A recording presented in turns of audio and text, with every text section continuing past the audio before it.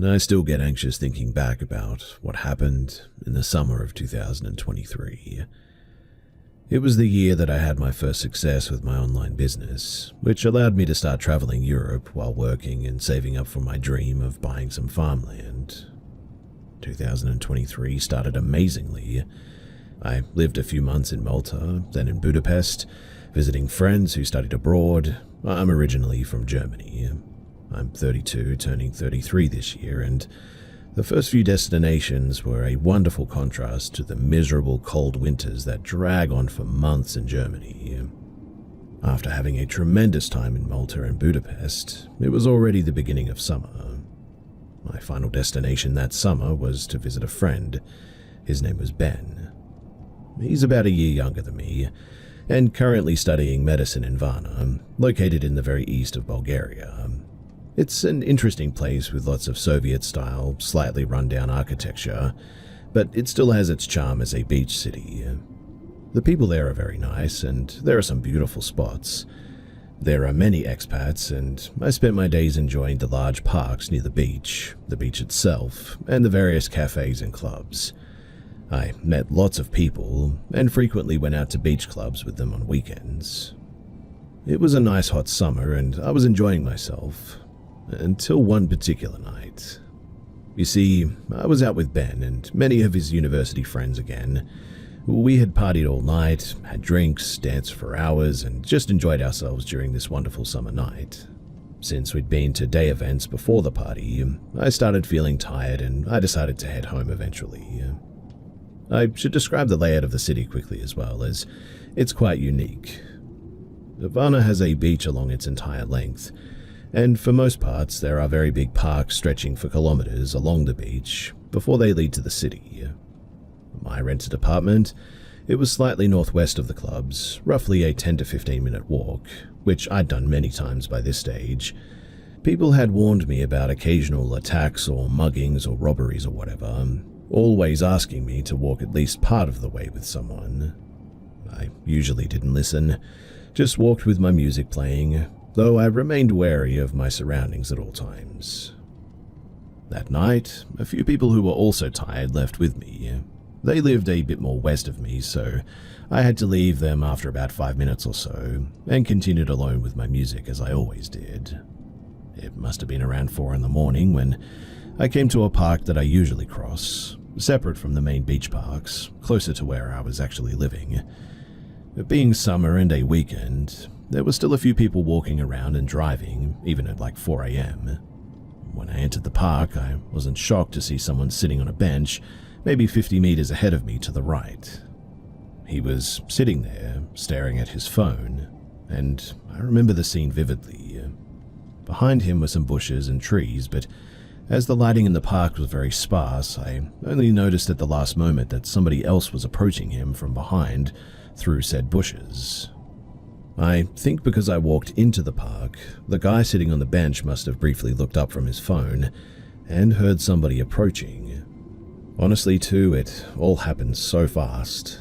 I saw someone running out of the bushes with both hands raised over their head, holding a large rock, sprinting at the guy, still sitting there as he turned his head.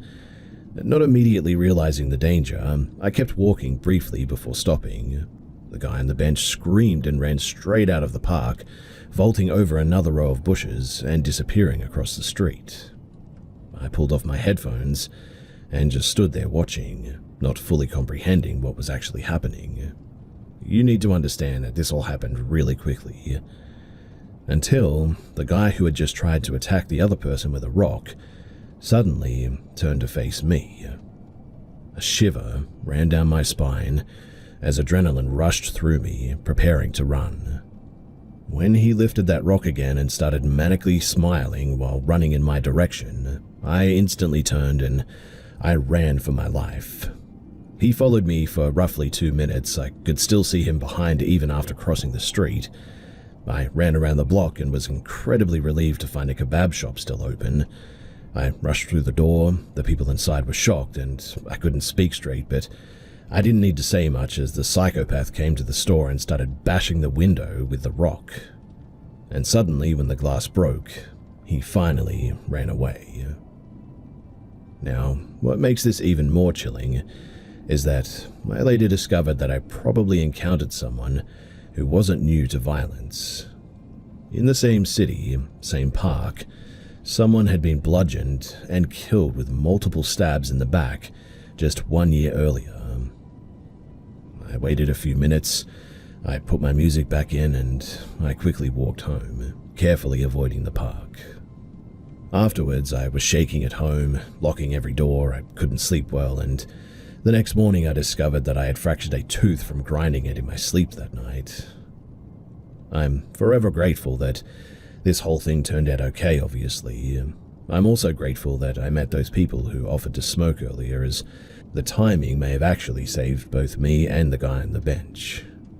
I mean, if I hadn't invented that park at that exact moment, the man on the bench, he really might not have noticed his attacker in time. While this was the scariest situation of my life, other than nearly drowning in the ocean once, I think that I learned that there are some situations that you really just cannot control. Stay safe out there, everyone, and maybe don't walk through the park alone at 4 a.m. in a foreign city. But hey, maybe that's just common sense.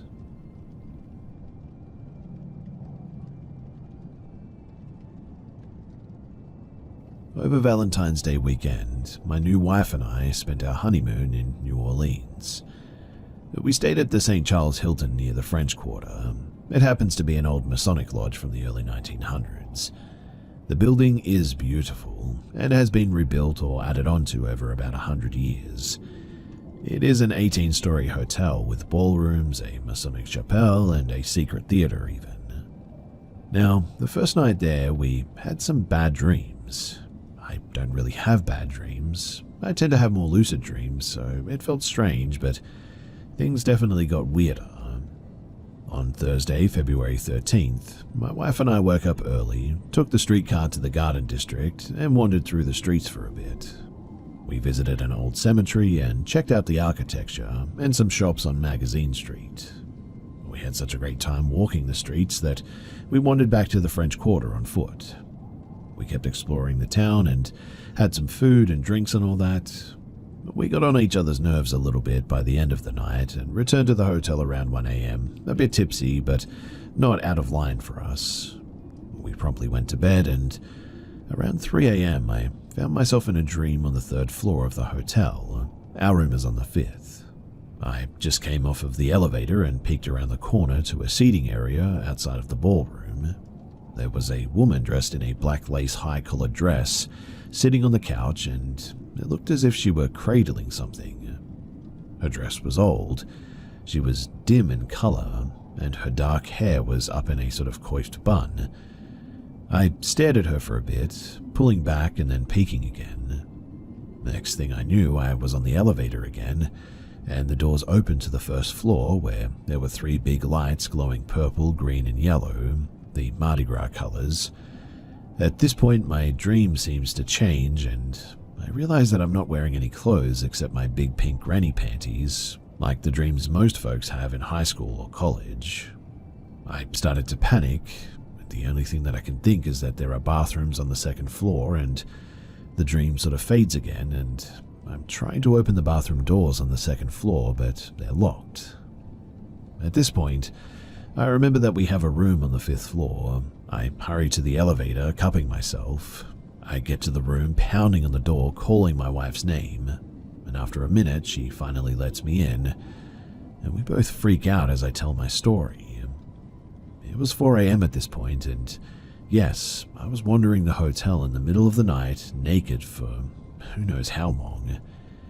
She didn't hear me leave, and the door was heavy enough that I had to work to open it. After a good panic attack, I called the front desks.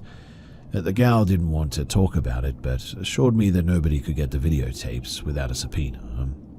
We both took time to calm down a bit, and I eventually went back to sleep at around 6 in the morning. Now, I have not slept walk since I broke my arm and my collarbone when I was about 4. I tried talking about the incident with the night security gal on Friday, but she said that she doesn't mess with that stuff.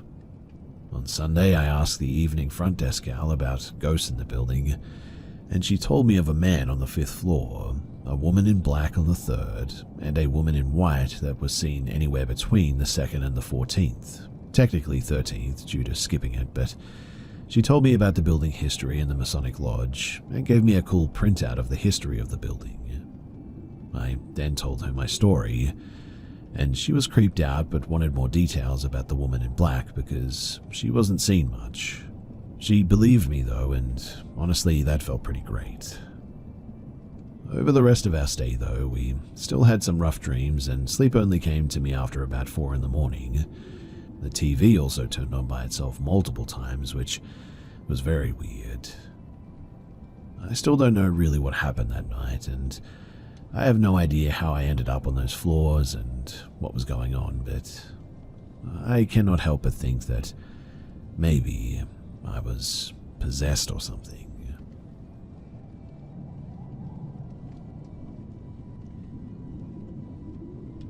So my roommates and I are young girls living alone in our college townhouse neighborhood. The house was built no later than maybe 3 to 4 years ago, and honestly that's really pushing it. But lots of weird stuff has been happening, and last night it all sort of came to a head. So we're all Christians, and I grew up Catholic, so we all very much believe in spirits and demons and all that, and the power of Christ to defeat them. I had a dream maybe a couple of months ago of my dog growling at an evil presence, and I rebuked it in the dream in the name of Jesus and woke up suddenly because my white noise was off and it was 3:33 a.m. I wasn't totally terrified by that or anything, but then my coworker came over and said that she swore that she heard me banging around in the house and the back of the house when I wasn't home. And it keeps happening. I always hear my roommate banging around in her room when she's not even home. We will hear knocking on the walls, and I've heard my dog rustling around in his kennel when he's right next to me, etc., etc. And so I thought that maybe there's an animal somewhere.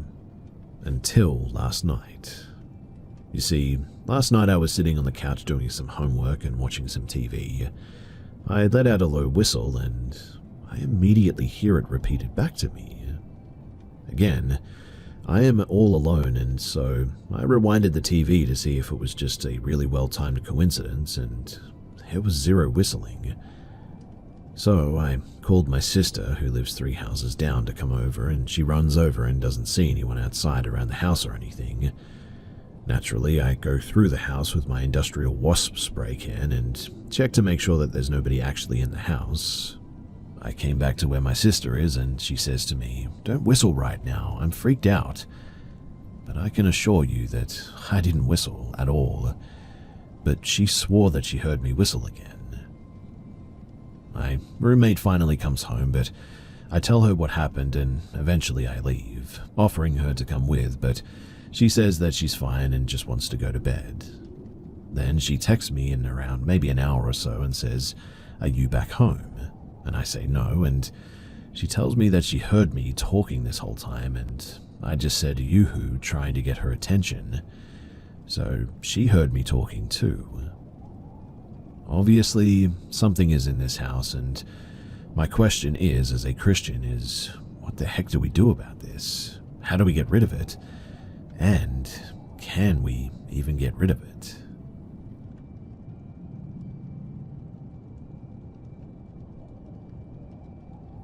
I've experienced many paranormal encounters while on duty as a police officer, but there was one call that I went to, a death notification, that really freaked me out. I had to contact some family members of a deceased woman that was involved in a fatal car accident a few miles away from her home. When I arrived, I met a woman near the roadway just inside of the property gate. She said that she had heard me coming from miles away, and I asked her if she lived at the residence, which she confirmed that she did. After asking her to speak with me at the house, she agreed, but she said that she needed to walk as the house was about 75 yards from the road. After making it to the house, I approached the front door on a small wooden porch and began scanning the driveway for the woman. It was about 1 a.m. at this stage. While looking for the woman, the front door opened and a younger woman appeared. She was obviously concerned about my presence and asked if everything was okay, and so I asked if I could speak with her and any adults inside, and they welcomed me in. I told her that I would wait for the woman I met near the gate, and she told me that nobody else should be home. I then freaked out a bit and began searching the property, but there was nothing. After entering the residence, I told her and her husband the news about Susan, which ended up being her mother, and she said that her mother moved in a few months back after her father had passed and wasn't handling it well. While she and her husband were comforting one another, I began looking at photos on the wall. There was this picture of a middle-aged woman that stuck out to me. She was a younger version of the woman that I spoke with near the gate. And while looking at the picture, the daughter confirmed that that was actually her mother, the woman that had passed in that wreck. Honestly, I really have no way to explain this. I mean, did I really speak with the ghost of the individual that died in the crash just before telling her family about what happened?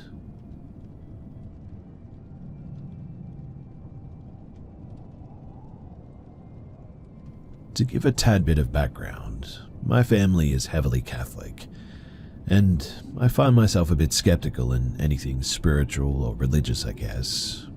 Really, I just don't know how else to explain what has happened to me. When I was maybe 14 to 16, maybe as a way to distance myself from the church, I found an intense interest in the occult, paganism, things of that sort. I would even practice witchcraft from time to time, in an attempt to get some kind of definitive proof that something is out there. Nothing really worked, but it did feel like something was happening when I practiced. A practice I got especially into and would do frequently is meditation, which isn't inherently spiritual, I know that, but it does help in certain cases. Anyways, this story starts while I was meditating in my room. I am maybe, halfway through my 15 minutes that I'd planned to meditate when something just felt wrong all of a sudden. I cannot properly explain the emotion that I had. My best attempt would be the feeling of going down off the peak of a roller coaster, mixed with a sorrow of sorts. Anyway, so I feel that in my gut, and I open my eyes to scan the room. Everything looked in place, but that feeling just wouldn't go away. I turned to pause my timer, then I noticed a painting on my wall, which I had for quite a while at this stage. It was the Starry Night painting, and as I scanned over to it, something about it was just wrong. It looked as if all the stars were actually glowing. The longer that I looked, the more bright a certain star got as well. It was one of the stars in the top left corner, just to the right of the trees. This star slowly but surely got brighter and brighter, and I was so sure that I was dreaming or hallucinating or something that I had gotten up off of the bed and started to make my way toward the painting. But as I got up and started to move closer, the star would fade. Not as if someone was dimming the lights, though. It was as if a fog was setting over this star. As I got even closer, the fog practically snuffed out the star, and in its place it was dark. I sat for a minute trying to just process what had just happened in my brain, still looking at this dark spot on my painting. As I stared, though, something started to appear out of the dark noise. At first, I thought it was the star coming back into my vision, but as it became more clear, I saw it for what it really was. A face. A whole figure, actually, big enough to cover a large portion of the painting. I remember my fight or flight kicking in when realizing what I was actually looking at. I distinctly remember thinking that the feeling of that experience went from curious to bad. Still, I stayed in place and waited to see what else would happen, like I was in some kind of trance. Once the figure was fully visible, I felt like it saw me. We were looking at each other eye to eye, soul to whatever it was, and we sat there for 20 seconds or so with nothing happening, and I was about to be done with this and run out of the room, but then it did something. It started to reach out its hand, not in a threatening way, almost as if it was offering something. I don't really know what it was selling, but I certainly wasn't buying. Its hand almost looked as if it was fully outside of this painting as well. This was the last straw. I'd gotten my taste of paranormal for the night, and I ran to my light switch and flicked on my bright overhead light. I had a dim lamp on for meditation, and looked at the painting. And suddenly, it was totally normal. Nothing different about it. I sat and stared to see if something would happen, and nothing ever did. As I was coming back from my trance, I realized my face was wet with tears, something that I hadn't noticed before the light was on. I then go to my phone to text whoever, telling someone about this, but I stopped before even unlocking it. Almost 30 minutes had passed since I had paused that timer, and that felt like an impossibly long time. There was absolutely no way that I spent 30 minutes staring at a painting just then. It felt like maybe 3 to 4 minutes of watching, tops. After realizing my little time loss, I freaked out and ran into my mother's room. Needing somebody else's presence, I just couldn't stand being alone anymore. She heard my whole story and was 100% convinced that I had just had a run-in with a demonic presence. Putting meaning behind all of the visions, like how the stars were holy ghosts with demons putting a fog over them and all that sort of thing. I didn't know if I was fully on board with that idea, but I was just glad to be with someone other than myself. She then got my dad to go in and bless the room, leaving a Saint Benedict medal in my room to hopefully ward off anything negative. He then took the painting off the wall and took it outside, and that was the last time that I ever saw it. To be honest though, good riddance. I'm actually sharing this now in the same room that this all happened in as well. I won't lie too, I kind of feel off at times in here, I guess. Like I'm being watched, but having the medal and several crucifixes does help ease my feeling.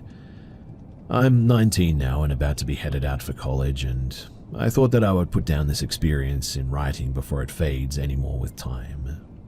I'm not exactly Catholic now, but I have given up the practice of my past. I'm fully open to any and all explanations that anyone may have as to what happened to me years ago, paranormal or not. And so, if you have anything to share, then thank you. Also, I'd like to just tack on here that I was absolutely sober during this entire experience and the entire day before that, and hallucinations are definitely not something that I've ever struggled with.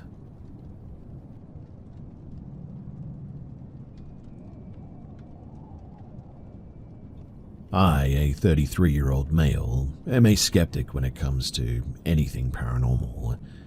I generally don't believe anything related to the paranormal, and would find explanations for what may be deemed paranormal. Well, except for one which happened to me and my siblings back in 2000. My family, my parents and 2 younger siblings, lived with our grandmother in a 2-story house. Our family lives on the ground floor, whereas my grandmother, she has the 2nd floor to herself. My parents have a separate room while my siblings and I share the same room in separate beds. Our bedroom and our parents' bedroom was connected by a sort of shared bathroom. My grandmother usually comes to our room and uses our bathroom to pee as well, and I guess it was to check up on us as well while our parents weren't home yet. Anyway, one night, our parents took an unusually long time to come home. So to pass the time, my siblings and I just watched Beauty and the Beast in one of those VHS tapes since it was our favorite Disney movie back then. We were watching the movie for some time when suddenly the door to our room just sort of spontaneously opened, and a few seconds later, the door to our toilet opened and closed, and we heard the flushing sound of the toilet. This was followed by the opening of the toilet door and the opening of our bedroom door. I remember my siblings and I being in a sort of state of shock, and we huddled together on the corner of the bed just sort of crying. I also distinctly remember that the television turned to static, and my siblings and I were freaked out the entire time. At the time, my siblings and I were around 9, 8, and 5 years old, so we were fully aware of what was happening. Eventually, our parents arrived and saw us crying, but they really didn't think anything of it.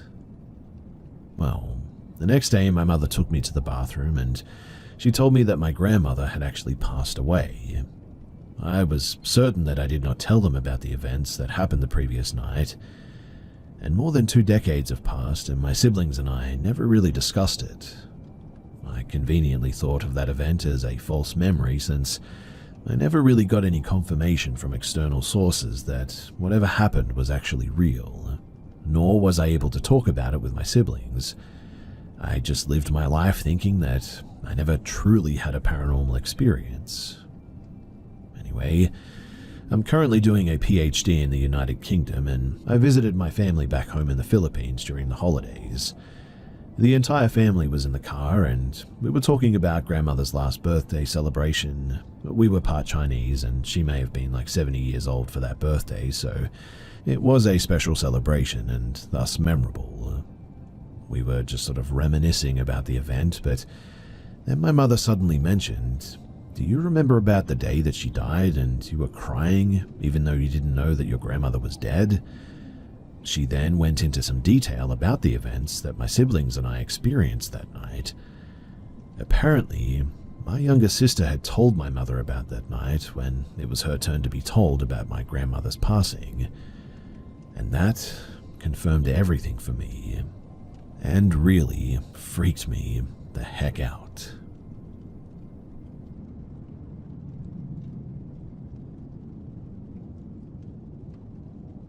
So, this happened to me, a 27-year-old female, about 6 years ago.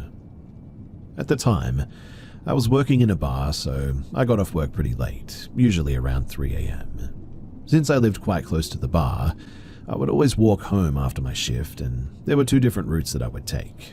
One was along the street, where most of the city's bars and the clubs were, and it was usually really crowded.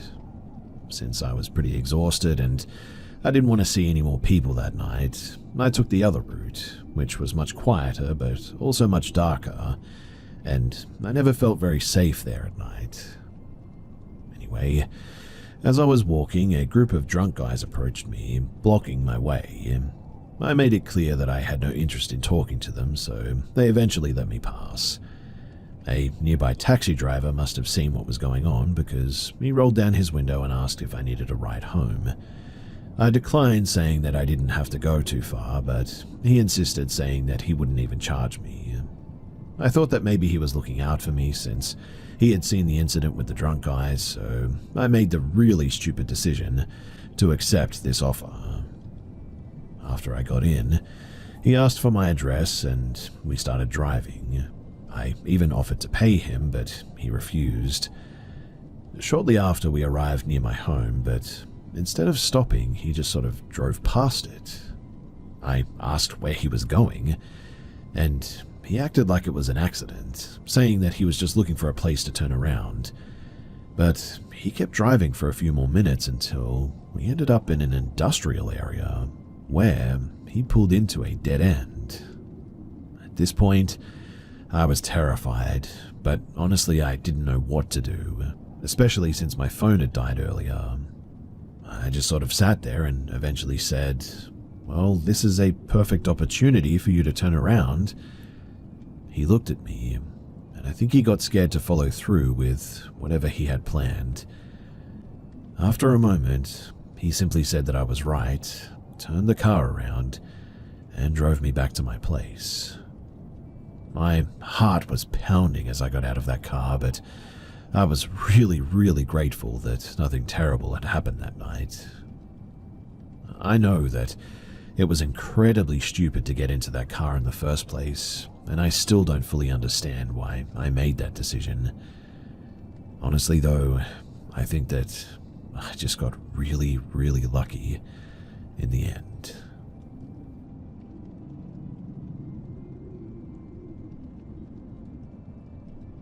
So, before I begin this, I would just like to say that this is a true story, and I am also of sound mind. So when I was 7, my family moved into a haunted house. There was an abandoned house that my friends and I would pass on our walk to school. It was in need of a lot of work. The grass was overgrown like a hayfield and the driveway all tore up. It looked like it hadn't been lived in for years. And well, my friend and I decided one summer day to check it out. We thought that it would be a good idea to smash some of the windows out. We broke a sliding glass door and poked our heads in, and it immediately gave us chills. It was super eerie and oddly cold for a summer day in there. We dipped out and we never went back after that.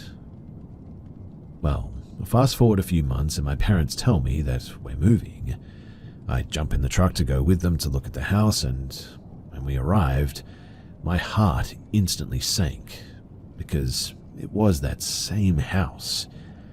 I was really nervous. I thought that they knew my friend and I had broken the windows and I was about to get in trouble or something, but they didn't say a word about it. And it was just by some sort of fluke chance that it was the same house that apparently we were buying. We ended up moving in and my stepdad fixed the place up a bit. It was still eerily cold inside, and I remember the layout being very strange. The kitchen, for instance, that was in the basement, and there was a long L-shaped hallway that went behind the kitchen and really led to nowhere. The weird events, though, they started happening shortly afterward. The first one was when I was laying in bed one morning. I was awake but with the covers over my head, and I felt something that I can only describe as a fist being dropped onto my face. I ripped the covers down off of my head immediately to see who it was, but nobody was there. I kind of shrugged it off as a really weird occurrence, but later I'd find out that something was in that house and it was really ticked off at me.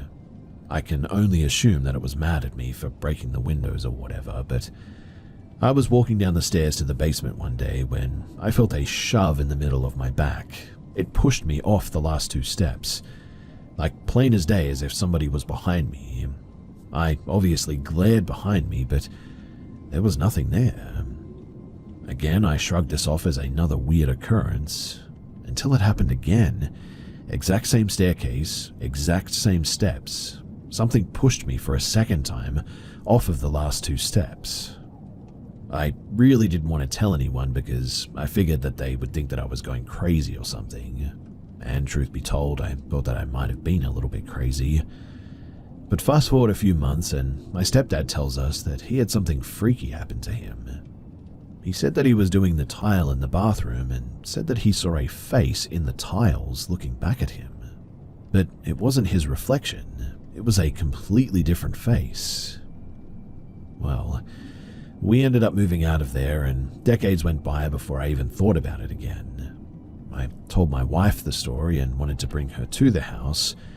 We drove to it and, lo and behold, it was exactly as it was almost 30 years ago. Abandoned, the grass overgrown, and no renovations done on it at all. I drove by it the other day and now it looks like somebody might be living there. I would genuinely love to talk to them to see if they experienced anything, but I also really don't want to freak them out, which really is what brings me here. What do you guys think that I should do? Should I just go and talk to them, or should I approach this a little differently?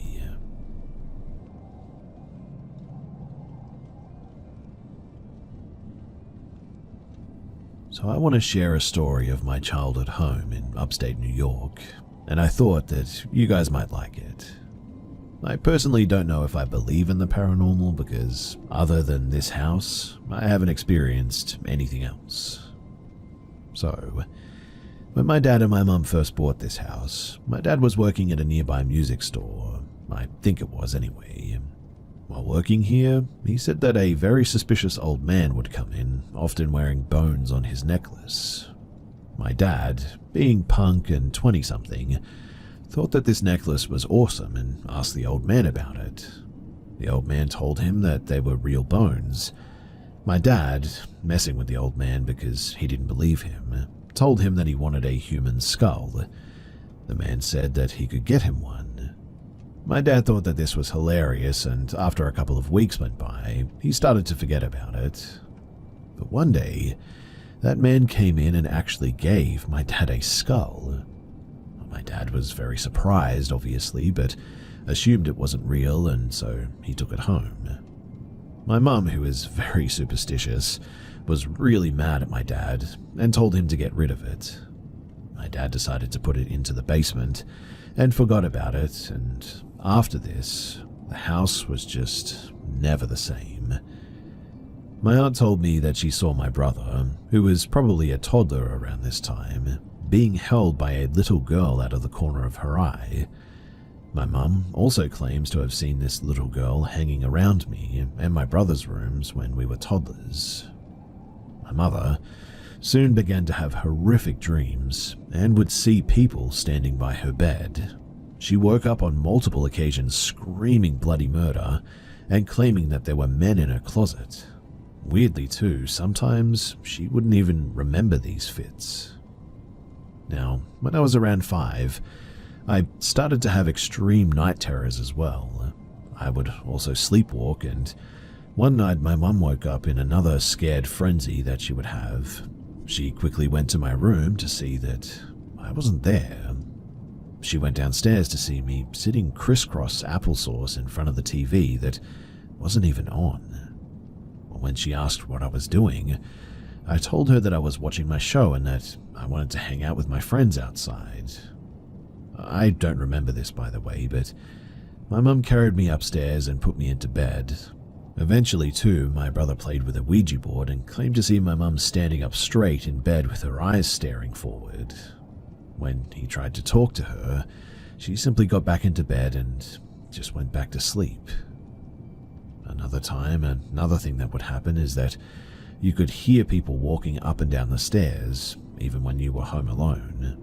There was often knocking on my walls as well, and after my parents got divorced, my mum decided to move out of this house. The basement was very big and cluttered, so we called someone with a big garbage truck to help us empty it out. When my dad moved out, he didn't go looking for the skull because he had forgotten where he'd put it down there, and after cleaning up the whole basement, going through everything, we never found that skull. There was no creepy history in that house as well, mind you. We actually knew the woman whose father built the house in the 80s, and other than this woman's family, we were the only other people to live there at the time.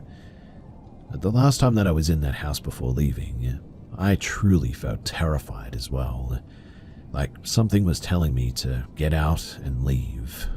I ended up running out of that house in the end, and now my mum and I sleep just fine, and I've not experienced anything else like this, paranormal or whatever otherwise, since we moved out of that place.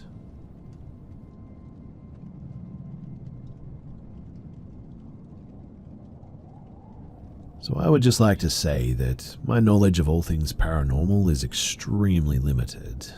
So please, keep that in mind if I sound like a total idiot here. Also, if you have any questions, then do feel free to ask me in the comments below. I know that I'm awful at explaining things. So, I've told this story to a few of my close friends, but besides that, nobody really knows about this.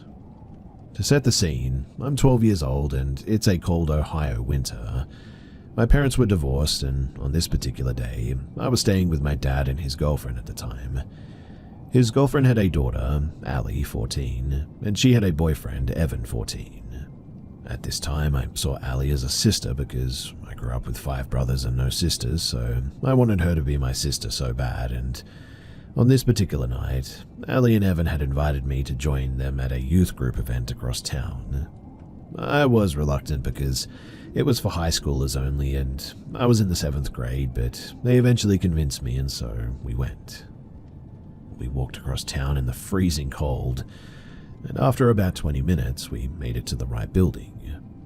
I don't remember if the building was actually a church, but it was a 1-story building. There were doors on both ends that were connected by a hallway, so if you looked in the glass on one door, you could see down to the other door, is what I'm getting at. When we got to the building, nobody was there and the only light on was a singular light in the hallway. We were annoyed that Evan had gotten the date wrong and we walked in the cold for no reason, and so we decided to rest at the building for a few before making the walk back home. As we approached the building, I remember Allie looking into the window on the first floor. I remember watching her jaw drop as she looked into it. Next, Evan looked in and started describing what he was seeing, a tall figure in the hallway. My heart dropped, but I honestly thought that they were just messing with me. But then I looked and I saw it too. As I looked in the window, I see a tall figure in the hallway, but it looks like it's crouched down. It has insanely long arms and legs, and when I look in its general direction in the process of standing up, immediately I can tell that it is as tall as the ceiling is. It was wearing a suit or something and had extremely pale skin but no face. And as it's standing up, it's waving its arms around like crazy. The figure looked eerily similar to the Slender Man, but I know that that's just a creepypasta. Really, I don't know how else to describe what was standing in front of me, but immediately I take my eyes off of the window, but because we were dumb kids, we decided to take a walk around the building before we left. I tried to avoid looking through the windows, but there was a sort of tapping noise that I heard as we made our way around it. I'm not sure that was anything paranormal, but it was weird, and so I thought that I should add it. One final note too is that I talked to Allie years after it happened, and I am like 99.9% sure that it wasn't something that they had planned just to scare me. I think that we all genuinely saw this thing, and I'm just so curious to know what it was and what any of this means. So if there is somebody out there who knows what this is or can give me any sort of information about it, then I would really love to hear your thoughts.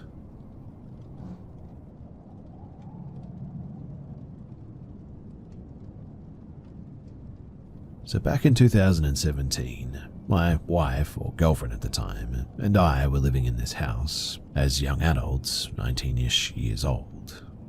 I was smoking a bit, not even good weed too, but just some mid stuff, and we were watching something on TV.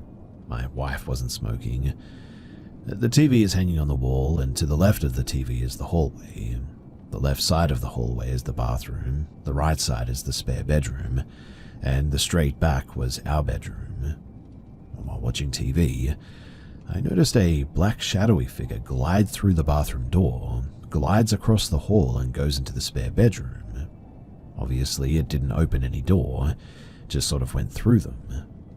The figure was roughly about 5 feet tall, I would say, and very broad-shouldered. So I see the figure appear and disappear. I instantly thought that my weed was laced or something. I started looking at my blunt, even though I felt fine, and I really didn't say anything about it. I thought that I was just seeing things, so I started laughing a bit. While this happens though, our dogs were laying at my feet until the figure appeared, and they were suddenly terrified and got on the couch with us. My wife asks, "Why are you laughing?" and I replied with, I thought that I saw something." And she immediately replied with, "Did it come out of the bathroom?" That's when we talk about what we had seen, and we both were seeing the same thing apparently. Same description of it and everything. After it disappears, I get back up to check the spare bedroom and whatnot, make sure all the doors are locked and all that, no windows open. I check the ceiling fan because it was on, just to see if the shadow of the fan blades could have possibly been whatever that we saw, but there's just no way possible that it could have been that fan. With the dogs getting scared and just being able to sense a great presence of energy that night, I fully believe that it was a ghost or a spirit or a demon or something similar. 7.5 years later, and I have never experienced anything remotely close to this again. The backstory to the house too is that it was my wife's aunt's house, and she had let us take over to rent it while she moved out with her boyfriend. I don't know much about the house otherwise, but The aunt never experienced anything like this and thinks that we were just tweaking out on weed. Note too that we stayed in this house for a few more weeks before we finally moved out.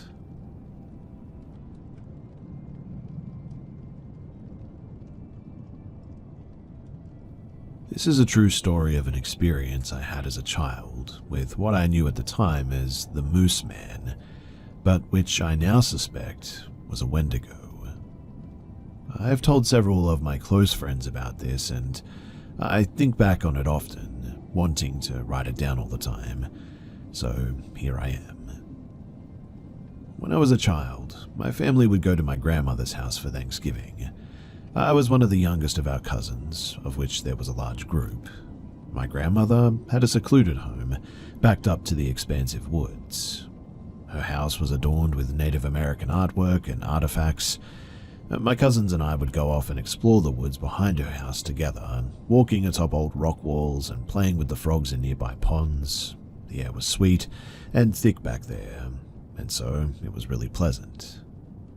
The area was historically home to a large Native American population, and there were some interesting features in the woods evidencing that history, including an abandoned sweat lodge covered in animal hides, which I always was too afraid to explore, and old stone arrowheads in the dirt as well. Well, one Thanksgiving, one of my older cousins and I paired off from a larger group when we were back in the woods, seeking to explore further into the woods than we had ever gone before. We walked about 15 minutes or so through a fairly thick, unfamiliar portion of the woods when we arrived at the top of a large rock outcropping at the edge of a steep embankment. The hair on my arm still stands up thinking about this too, and even right now as I share this it does too, but I saw a tall humanoid figure in ragged clothes at the bottom of the embankment, about 30 to 40 feet down, facing away from me and my cousin. I was curious but wary, wondering if the figure were a dummy or maybe someone that was injured and needed our help. I considered calling out, but saw the figure move slightly, and suddenly I was full of fear. Without making a sound, I tapped my cousin and signaled for him to look down at the figure.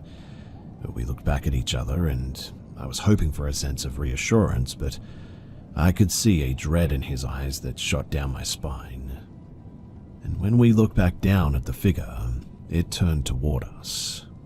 This tall, lanky, ragged humanoid figure had the face of a moose, and it was looking dead at me.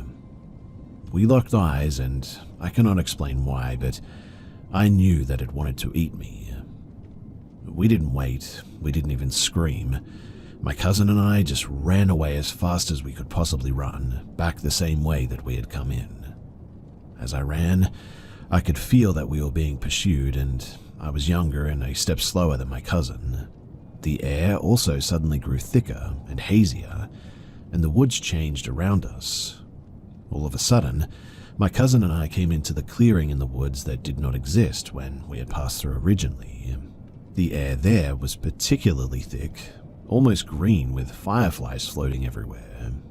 The ground in the clearing was also marked with circles of mushrooms. It was very disorienting, and it felt like the clearing was sort of luring me in to stay forever, when all of a sudden I heard my mum call out to me through the woods. She, along with some of my uncles and aunts, came to look for me and my cousin. We were the last two in the woods, and it was getting darker. It was time to sit for Thanksgiving dinner. Her call, though, pierced through the fog of this experience, breaking whatever curse was on me and my cousin, allowing us to finally run away and escape. My cousin and I, we told the others what we had seen, that we had been pursued by a moose man who wanted to eat us, but obviously nobody believed us. And I mean, I probably wouldn't have believed my own senses either, if not for what happened next. You see, after dinner, all of the kids went back outside to play in the yard, running behind the sheds and cutting in and out of the woods at the edge of the yard, evading and capturing each other in a game called Manhunt. I was still afraid from before, but took comfort in numbers and proximity to the house as well. As a large group of us were trying to locate the last of the fugitives, one of my cousins shone a big flashlight into the woods. And there, our whole group saw one of our fugitive cousins in a bush, and standing right behind him was a tall, ragged humanoid figure with the head of a moose towering over the bush. We all instantly screamed and sprinted back inside, and that was obviously the end of the games, that day at least. Sometimes I bring up this event with my cousins to see if they still remember, and they do, but they really hate to talk about it.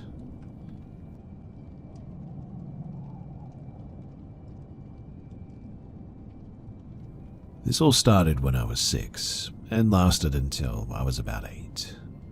I lived in a house with my mother, my 2 brothers, my mother's friend Tracy, and Tracy's boyfriend Paul, along with 3 of their boys. I was the only girl with 5 boys. This house was in a small town in Ohio as well, and since I was the only girl, I had to have a room by myself while all the boys slept together in the same room. And every night, and it never missed a night, I was awoken terrified to a little boy screaming and crying, while I would hear a woman say, "Shush, almost done." You would think that this could possibly be one of the other boys in the house and my mother or Tracy comforting them, right? Wrong.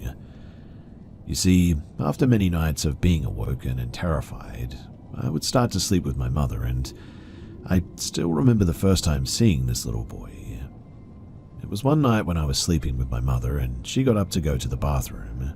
I was hearing the same thing this night, so I ended up following her. When my mother was done in the bathroom and we were walking back into her bedroom, I look into the empty room, which isn't a bedroom, and I see a black small silhouette of a little boy standing there staring dead straight at us. I ignored it and followed my mother back to bed, but I would like to add that every night I could hear the woman walking back and forth down the hallway whispering. I remember one night in particular that I was laying there under the blankets terrified, humming to myself while the same thing happened, when out of nowhere I hear a woman whisper into my ear, "You're mine." That morning I saw the little boy again. I was laying in bed wide awake and I could see out the bedroom. This bedroom was at the end of the hall, by the way. And you know how the end of the hallways where there's like a wall? Well, I saw the same little black silhouette of a boy come out of the wall and walk slowly down the hall, staring straight ahead of him. I would like to add as well that I knew each time the crying and screaming would eventually stop, but still, that didn't make it any less terrifying. I lived by a railroad, and every time the railroad would go in the very early of the morning, all of it would stop. Fast forward a couple of months, and everybody's thinking little me was crazy because nobody heard or saw anything at night. Until Paul, Tracy's boyfriend, spoke up and said that if he's up late at night by himself, he would also hear and see, and I quote, "sketchy stuff." I cannot remember any specific circumstances after the ones that I mentioned above, but like I said, this happened for years, and I tried to look up any information about the house, but I couldn't find anything. I used to think that it was just spirits, but now that I'm older, I believe that it truly was something darker than just spirits.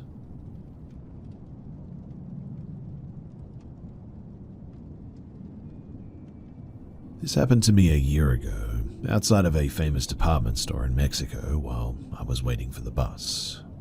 That day, I went to buy a birthday cake for my best friend, among some other things. So I had a lot of things to carry, and I usually walk home. It's not that far, but since I had a lot to carry, I decided to wait for the bus.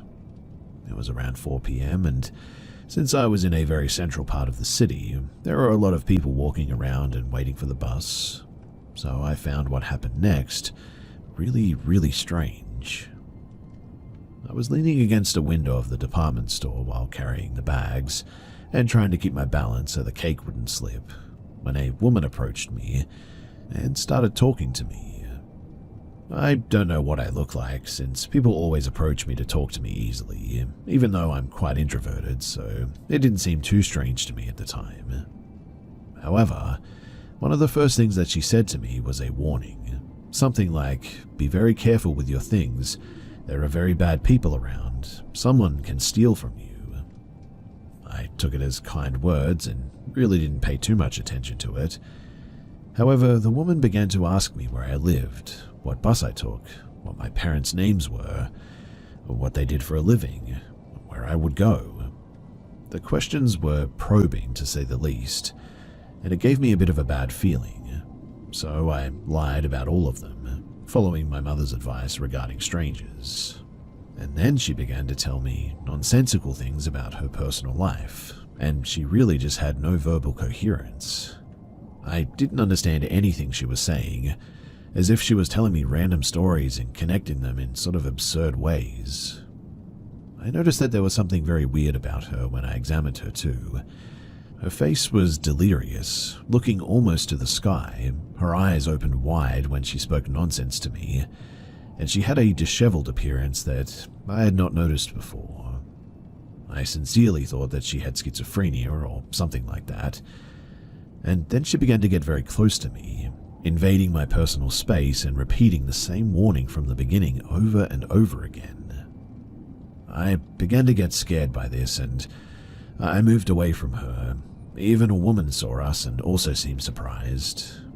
And at some point, the woman cornered me and got so close to my face that I felt as if I was being harassed or something. I forgot to mention too that when I said which bus I would take, she suddenly said that she was going to take that one too, even though she told me that she was going somewhere different. She spontaneously made up that she was going to visit her brother or whatever, and that's why she would take that bus with me. I then told her that I think it would be better if I walked in the end because the bus was taking too long, but she just would not let me go. And when I insisted on going, she told me that she would accompany me because she was going to the same place. Honestly, I didn't understand what she was saying, and in the end, already quite nervous and scared, I told her that I would walk, and I said goodbye pretending to be nice, and I simply walked to leave, and then she started following me from behind for about a block. When I turned to change street, I had to run without even caring about the cake until finally I lost her. I've had to omit a few observations to keep this shorter, but I got the impression that if she didn't have any intentions of assaulting me at any opportunity, then maybe she was waiting for us to be alone somewhere so that she could do something worse. Sometimes these are kidnapping tactics in Mexico where there are more people involved and all that. Luckily, it was the afternoon and there were a lot of people still walking around, but really, I don't know what would have happened if I had gotten on that bus. Would she have followed me? To what extent? And to do what? I still don't know, but I'm glad that I never had to find out.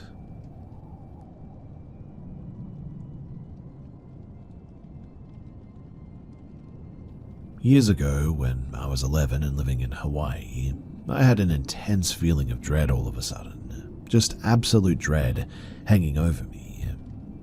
I believe it started Friday and kept building till Thursday. Then next Friday it comes again. I go to school and strangely I don't feel it at all, but the second that I get home, there it is, and it's worse than before. I knew too that somebody was going to die that day.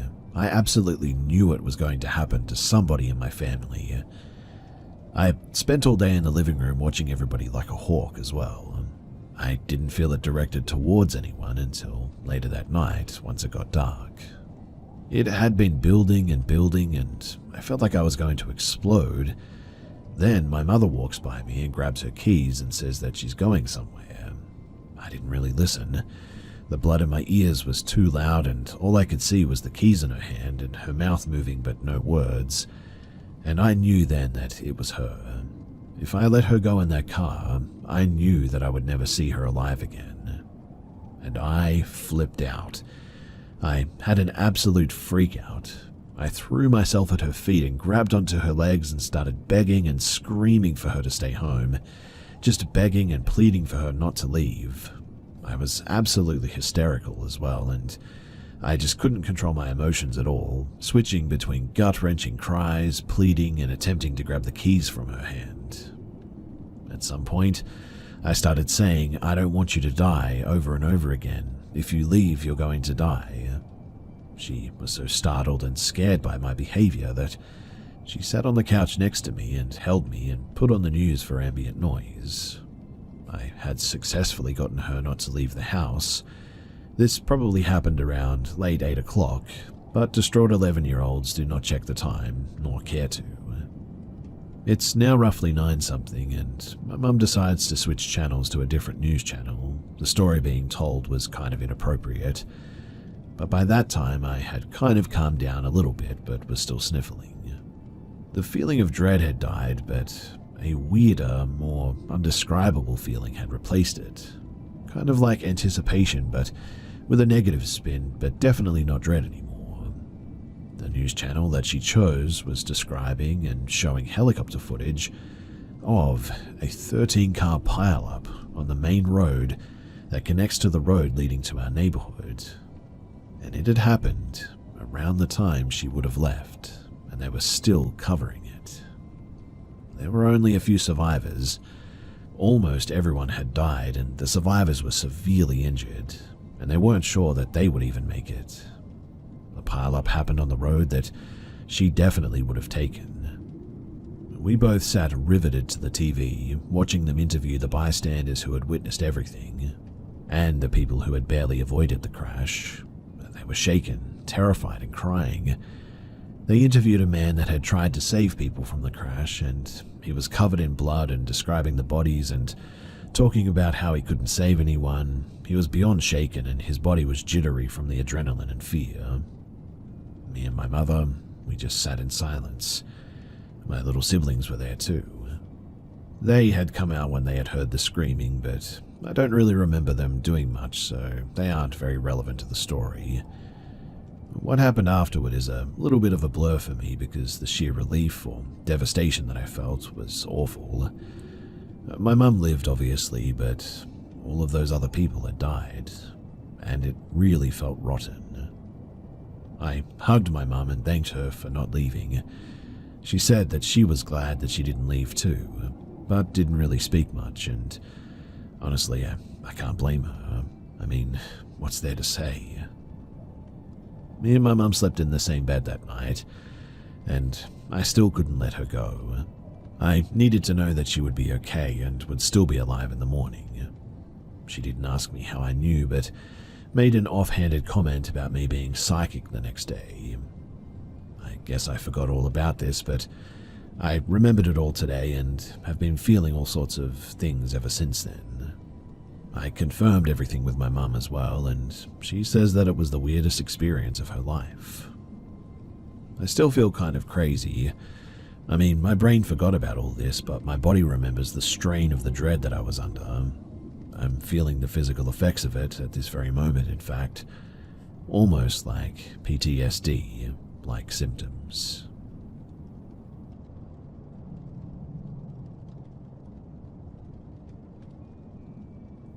In 1999, we lived in a badly possessed or haunted house for about 8 years in Beaver Creek, Oregon, and genuinely, I really don't like talking about it. It's honestly very cliche horror, story, or textbook sort of stuff, and people think that I'm just bullspitting, so I prefer to just keep it simple. But literally, the house was at a deal with weirdly boarded up rooms. The family had been sleeping in just one area together. The whole affair was an awakening and a sort of you get what you pay for sometimes, go with your gut type lesson. It all started pretty benign though. We immediately took down all the boards to open the rooms and couldn't figure out their purposes. The rooms were bare but fine. We were doing construction, which is pretty typical, right? The house wasn't terribly old, like maybe 1950s. But then there was just like small stuff. One of the first instances I remember is we had the molding stacked on the right side of the hall, labeled to be put back up, and at about 2 a.m. we could hear it sort of clanking. When we checked, it had been rolled and moved to the left. We thought that maybe we misremembered the direction, but the next night, it moved back. My husband and I were suddenly always arguing for no good reason, and we'd have dread about coming home without knowing why. Also instant relief to leave, though. It progressed from there over months to full-on getting scratched, hit, terrorized for me. I'll leave some personal details out here, but it was a rough couple of years. Eventually it was bad enough that my husband had his guns missing when he'd been cleaning them only to have them reappear loaded and pointed at him off the back of the couch. It had finally decided messing with him would be fun as well. It previously really just picked on me, and he honestly considered that I was having a mental health crisis, but he kept hearing me weeping at night when I wasn't. We had called multiple churches, none of them would help. I was raised Catholic, and that was especially disappointing, but not surprising, I suppose. The Pentecostal church did eventually try to help us, and they didn't like what they found.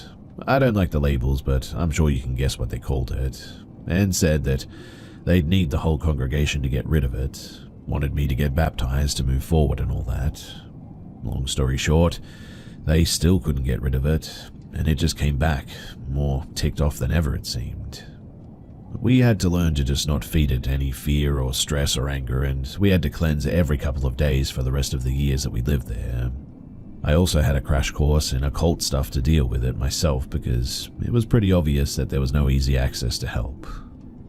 I did manage it at home much better from then on though, and I took control of my own space. But we had such bad luck too those whole 8 years that we were there. My husband is a vet, and he was struggling to get his disability to 100%, even though he was forced out on medical because he couldn't work like he used to. Eventually, that house caused us bankruptcy, and we let the bank take it, willingly too, to get out. I just couldn't bring myself to sell it to someone after, well, all of that. When we moved, I was really afraid too that it was going to follow us. My husband went back up one last time to grab some furniture and stuff that we'd left.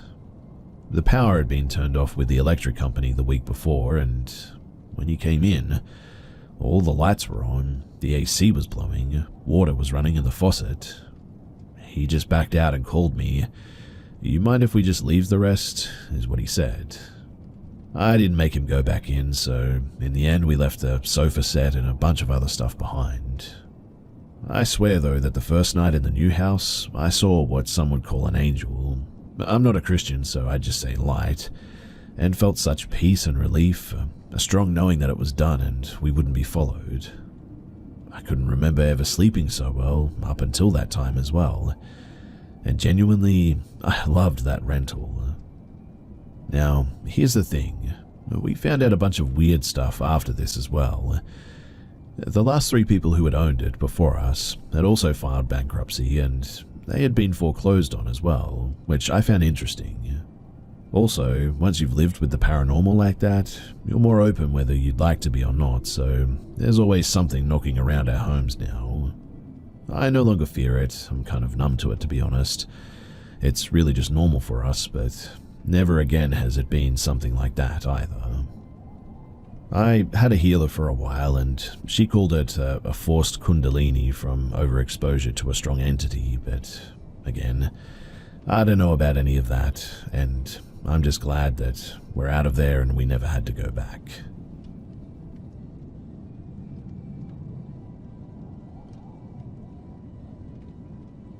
When I was 13 or 14, I had a nightmare that woke me up. At the time, I slept on the bottom bunk bed that I shared with my brother. Feeling relieved that it was just a dream, I opened my eyes a little bit more and see a 6-foot-tall, thin silhouette standing next to my bed. Squinting, I looked at its face, and it looked like my older brother smiling at me. I wondered what on earth he was doing in my room in the middle of the night like this. He slept in the room across the hall. But then I saw my brother's face morph into an androgynous stranger with long blonde hair and a menacing smile. It extended its hands, and in one of its hands, I saw an axe with a half-moon blade. The figure began to raise the axe above its head, both hands on the hilt, ready to strike, and it jumped toward me at a speed probably half the speed of what you'd expect. I shouted as loudly as I could while yanking my covers over my face and turning away from the figure. My scream woke up my whole family, and I can't prove that it was a dream within a dream, but honestly, it felt real to me. I also experienced strange phenomena in that room, like an RC car turning its wheels randomly in the quiet hours of the early morning. Its only controller, though, was resting on my dresser, empty of batteries. My question for all of you guys, though, is, was this a mimic? And do mimics scare young kids like this? I mean, I don't think it was sleep paralysis because I was awake and moving. I don't think it was a dream because I felt like I was awake. So, what could this be, and what other being could this have been?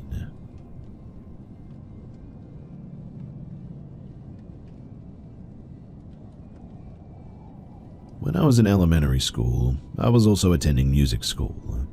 That morning, I was heading towards the bus stop where I waited for the bus every day. I remember that it was raining that morning, everything was still wet, and I was carrying my umbrella folded in my hand. Now, there was a place to sit at the bus stop, so I sat down, put my umbrella between my legs, and since it was the time without mobile phones, I was just looking at the ground. Occasionally, I would look up towards the street to see if my bus was coming. I looked up, glanced to the left, and saw a mailman with a big, heavy bag, holding an umbrella with a wooden handle shaped like a duck's head. I followed him with my eyes and focused on that umbrella. As he passed by me, I saw him from behind and noticed that his pant legs were muddy and wet from the rain. I didn't pay too much attention though, and I looked down for about another 10 seconds. When I looked up again, I looked to the left, and that was when I saw the same mailman coming towards me, but it was again, with the same bag and the same umbrella, with a wooden handle shaped like a duck's head. At that moment, I was sort of startled. The bus arrived. I got on the bus through the front door and watched the mailman until he turned into a yard. And to this day, I really still don't understand what the heck happened there and how it was even possible to see the same person twice within about 10 seconds coming from the same direction.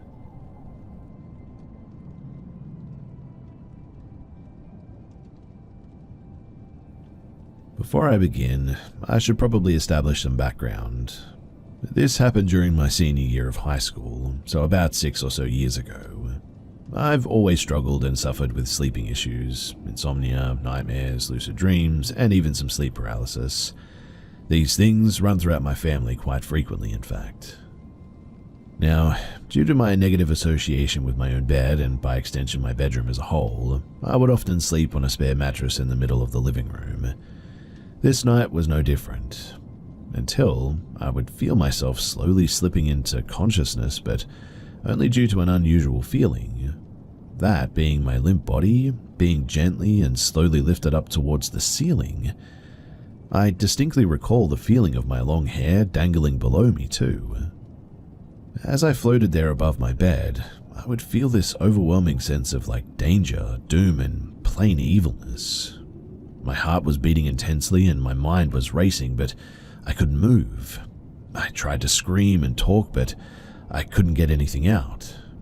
It felt like an eternity until some noise from the apartment would force whatever was going on to finally release me. I would feel myself hit my mattress before pouncing up petrified. The time was 3-something in the morning, and it took me a couple of hours just to calm down. I didn't sleep that night, and for a week after that, I slept with the lights on too. What do you guys think actually happened though? Personally, I don't think it was something normal like sleep paralysis or whatever. I mean, I hit the mattress quite hard, and I remember even seeing some things moved around that just didn't make sense unless I actually fell from that height.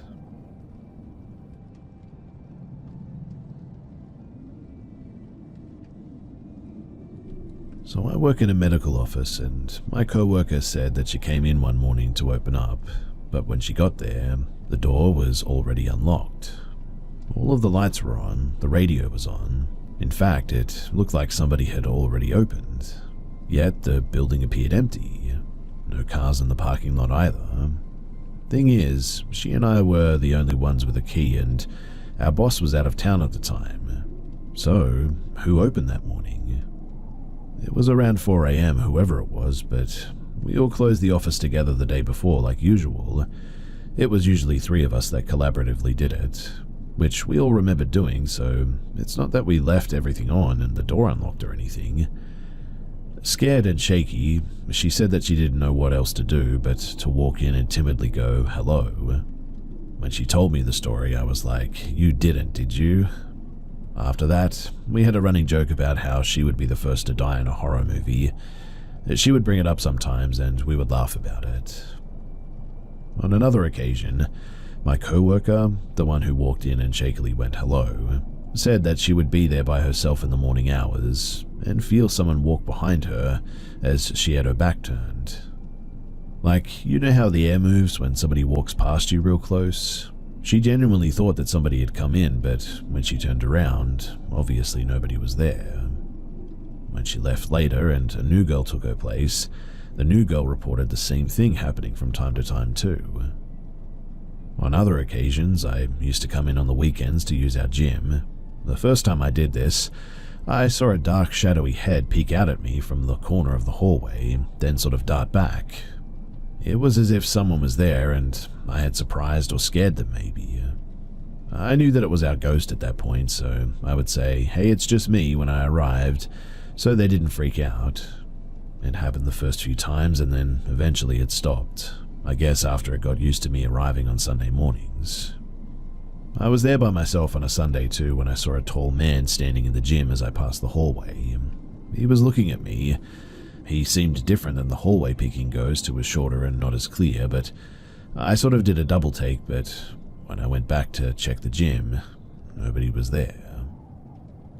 Our new Filipino PT saw the same tall man standing in the back office area, as in the section where our desks and computers were, and went back there quickly because he thought that it was a patient that needed something, but obviously there was no one.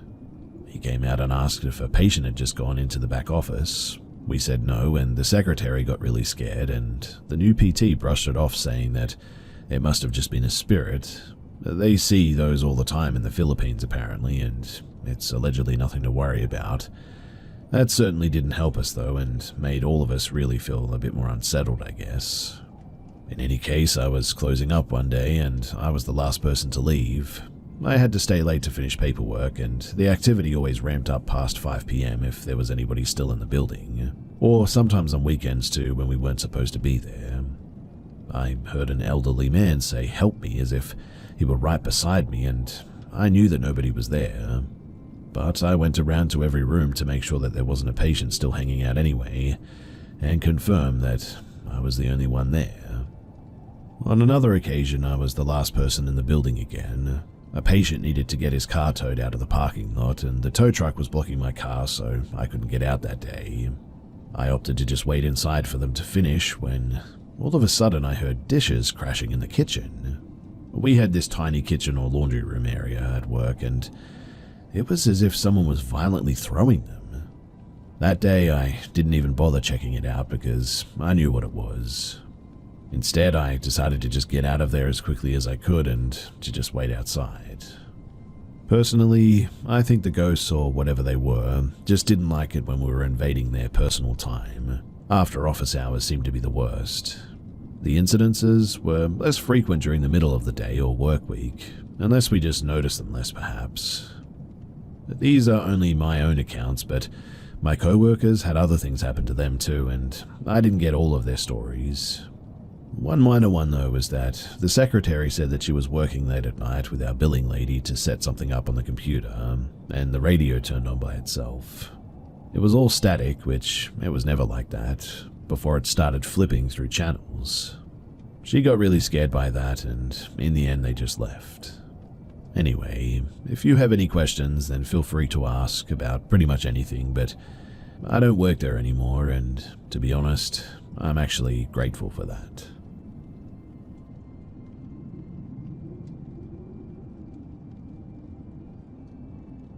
Not long ago, my mum and I were talking about ghosts and scary stuff, since the house she has now is also haunted, and she told me a very frightening story. So that day, she needed to do the laundry. For that, you needed to go downstairs in the basement. She got downstairs, and while on her way down, she started to feel anxious or watched, a little bit scared. You know that weird sort of bad feeling that tells yourself that you should not stay there? That's what she had. Like I said though, she needed to do the laundry, so that's what she did. So there she was, putting the clothes in the washing machine. This feeling was still there and was growing. She tried to not give it attention and to just keep doing what she was doing, but the sensation of being watched was now more menacing than before, so it was becoming harder and harder for her to just ignore it. And then, while she was still putting the clothes in the washing machine, she heard something growl. A low, long, menacing growl, but it was coming from far from her. My courageous mother decided to stay there, just going faster because now she truly was scared, which is understandable. A couple of seconds later, she heard it again, a bit closer to her this time, and a lot more menacing. She finally started that washing machine, but now she needed to take the clean clothes and bring them upstairs. While she was taking them to transfer them into a basket, she heard it again, and it was closer. So close that she felt its breath this time caressing her neck. In panic, she finally decided to just get upstairs, getting out of the basement. Not even after she got like the third step though, she felt something grabbing her foot. Not exactly, but you know what I mean perhaps. She almost fell at the hold, and again she heard this growl. Luckily she didn't fall, so she kept going faster and scared now. Then, not even at the halfway point, she suddenly lost her breath. She described it like someone was strangling her, just without the feeling of hands around her neck. She also says that she felt like a hold on her, making it harder for her to get up the stairs. It was like somebody was pushing her, forcing her to get back into the basement. She fell at that all of a sudden, and without any air, she literally needed to crawl up the stairs. Plus, she was pregnant at the time, so just imagine how much harder it was to crawl and get out of this situation. She finally reached the door though, and she said that as soon as she passed that door and closed it, her breath came back immediately and she was no longer feeling this weird feeling and this sensation of being watched. Now, she felt safe. Now, I have slept in that basement for quite some time and I have never felt or experienced anything like this. I really don't know why, but maybe since she's religious, something bad tried to do something to her or hurt her or something. If somebody has an explanation or questions, then it would be great to read it and to reach out, and I would be glad to try and answer what I can. I can also ask her for some more stories if you'd like, as she's experienced a lot of paranormal stuff. Maybe not as scary as that one, but they are for sure still pretty creepy. Anyway, thanks for listening and, well, wish me luck in this basement.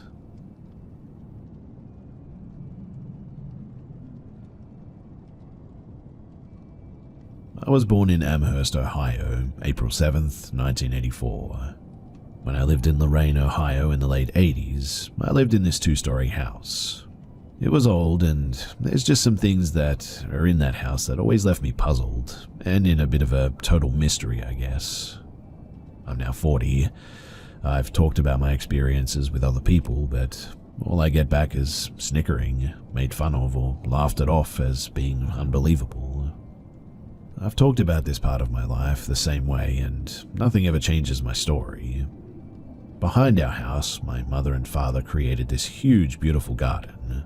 And between the ages of around 3 to 5 years old, my parents would throw some weekend cookouts.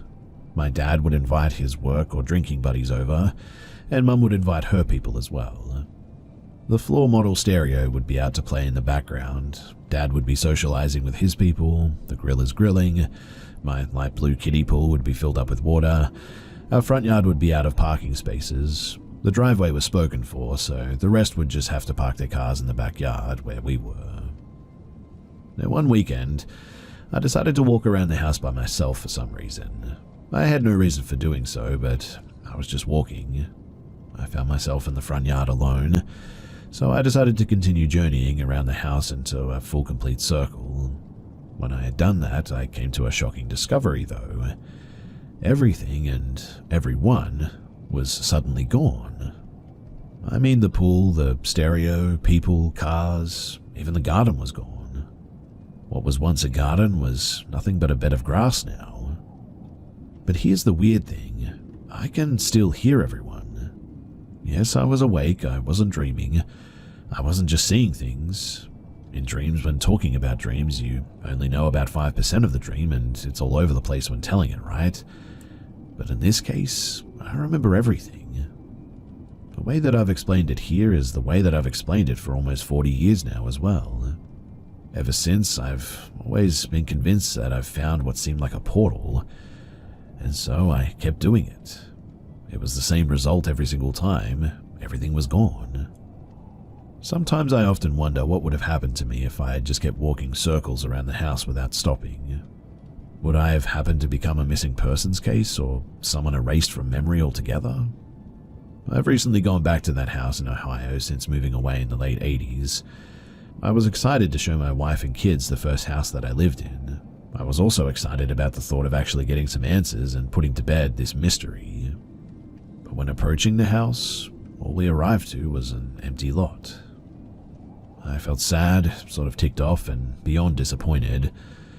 All that I have are what seems to be made-up stories, but still I live with this mystery. And that's why I'm here.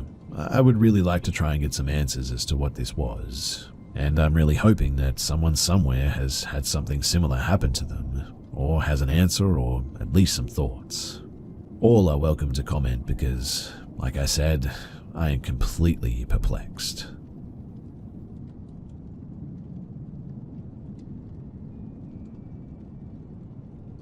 For some context, I live about 30 minutes out of the city in a wooded area. Closest neighbors are about 2 to 3 miles down the road. And this could have very well been a human, which is a lot more scary to me, to be honest. But I'm really not so sure. I thought that I would share this here as it very much felt paranormal and made my hair stand up. So last night, I was woken up by my dog crying at the back door. I look at the time and it's about 3:30 in the morning. I think to myself, that's weird, as he never needs to be let out at this time. I get up and turn on the porch lights and let him out. He was hesitant to go out when I opened the door, which was also weird for him, but I watch as he runs over to the back fence and starts barking. This wasn't his normal bark too. He basically sounded like Cujo, alarmed. As I've never seen him that distressed, I open the door and call out to him to come back inside. This was when I hear it, whistling, but it sounded like someone whistling a song. I don't see anything at this point, but still freaked out because, well, I'm not sure who the heck would be out at my property at this time, let alone at all, really. I'm desperately trying to get him to come in, but he's fixated on whatever he's barking at. I run to the kitchen to grab his treats, hoping to bribe him inside. I come back to the door and I hear someone or something barking back at my dog, but in a high-pitched voice. In fact, it sounded like when a human barks like a dog, if that makes sense. I look towards where the noise is coming from and can barely make out what looked like, I don't know, glowing eyes staring out from the forest. The whistling starts again for a moment, from that direction too, and as soon as I shook his treats and called out to him, I hear a very loud and deep growl. Not from my dog, definitely not from my dog. It didn't sound human either, but that noise sounded like a very mad, very large animal or something like that. My dog comes running in through the door, straight past me and his treats, right into his crate. I slam the door behind him and lock it, brought him into the room with me, and barricade us in there till daylight. Now, I could reason that the growling could be a bear or maybe a mountain lion, but what was the whistling and the human-like barking? I'm really not sure what it was, but it was enough to scare my dog to the point where he was trembling and panting. He's a German Shepherd, and he's a big brave boy most of the time. In fact, I've never really seen him that upset. I'll admit, too, that I am terrified and hope that whatever that was never happens again. I will admit, too, that I am terrified and hope that whatever that was never happens again.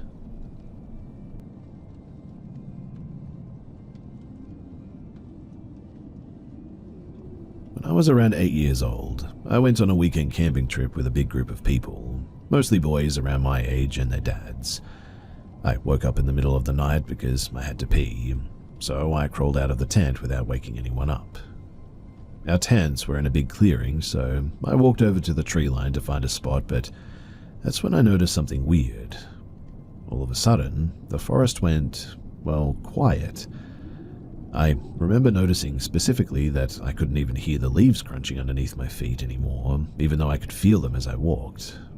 And a moment later, I walked up on some sort of spirit that looked like a man in robes standing on top of a stump.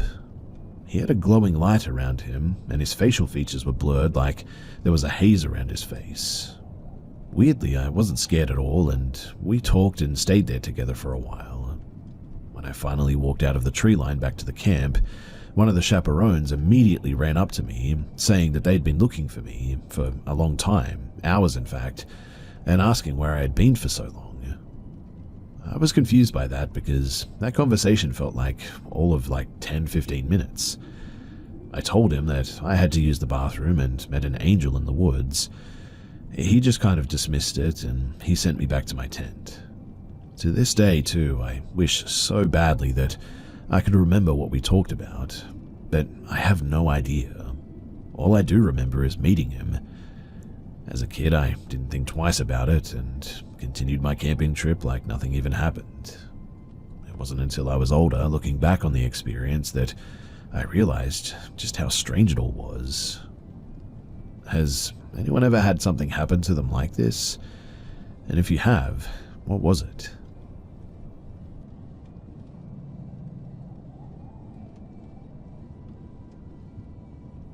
I lived in the mountains my whole childhood, and when I was 12, I was friends with these sisters that lived one cul-de-sac over. The roads were separated by a patch of trees, and I would walk through them to go to play with them. And one day, my dad and I were invited to a barbecue at their house. That evening, me and the sisters and their friends, we were jumping on the trampoline in the backyard when the younger sister started acting weird.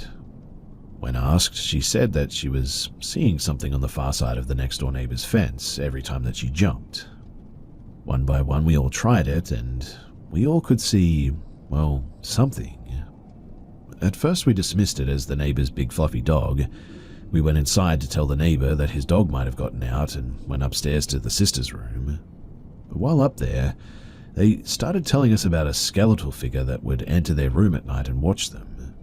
The younger sister told us about one time she threw a pillow at it, and it hit the figure, and about how they think that it gets up there by climbing the gutter pipe next to their window.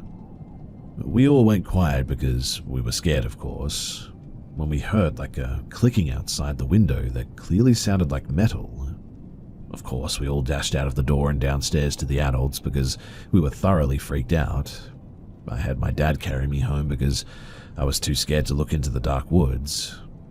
But even then, I didn't fully believe them, until they moved away a week later, and I saw the thing myself. It was late evening, and I was heading inside after playing in the woods, when I saw it peeking at me from behind a tree. It looked like a skeleton, except sharper, with spiky protrusions around its joints, and it had red pinprick lights in its hollow eye sockets. I pretended that I didn't see it, and I just hurried inside. That night, I woke up to something scratching at the wall under my window. In fact, I would wake up multiple times a week to the scratching. It was like something was trying to get my attention, so I would look outside, and exactly what spot I was hearing the scratching coming from was tall enough for an adult human to reach their arms up at. And this entity, it was adult human-sized for sure. I never did look, I was too scared, but the scratching happened for years until I moved out of that house. And that wasn't the only time that I saw the thing in the woods, but I never saw it again after I moved, so it must consist there or whatever. I don't tell this story a lot because people always dismiss it as just a deer, but that would have had to have been one consistent deer scratching at my wall 3 to 4 times a week for at least 3 years straight, which to me, that just doesn't add up.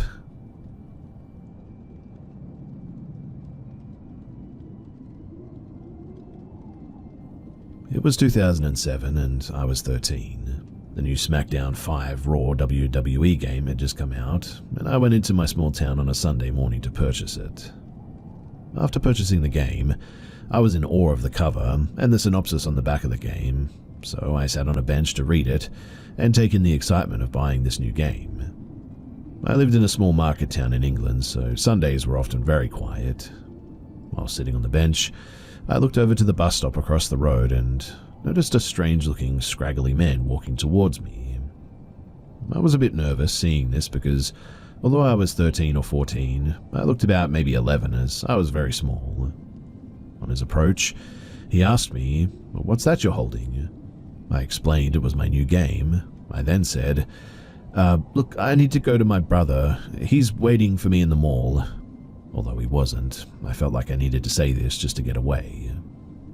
As I walked off, the man began to follow me, asking my name, my age. I replied Lee, which was a fake name, and told him a fake age.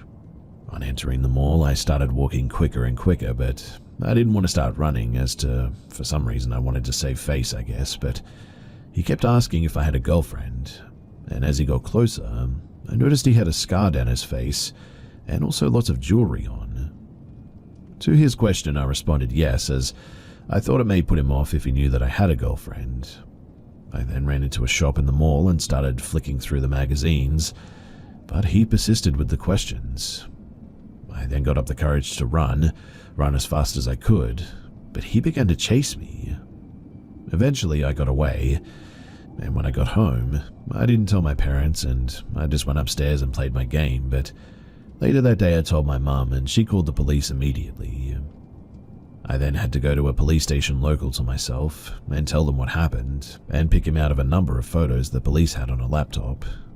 And when I found him, apparently this man had kidnapped and done many terrible things to many young boys. And I was just lucky enough to have escaped him.